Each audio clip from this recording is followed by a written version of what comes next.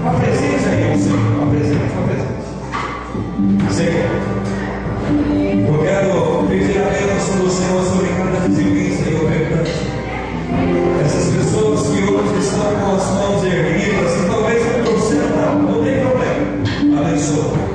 Move sobre elas, o sobrenatural que elas venham hoje ter condições de ser.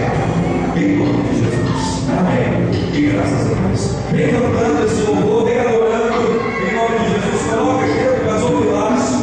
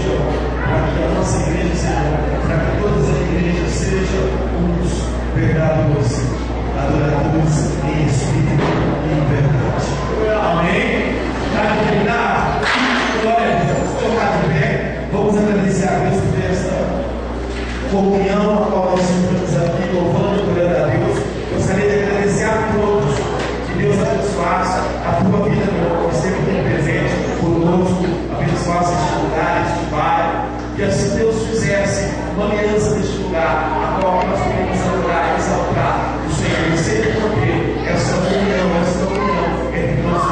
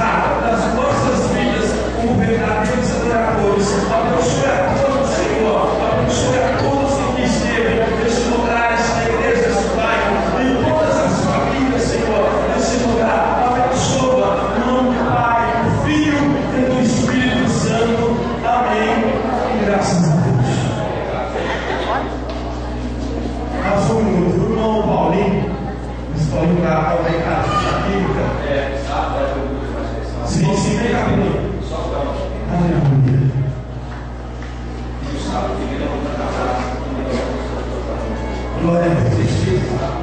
Sem que você passar por outra posição, ela está tentando voltar para a graça com a gente.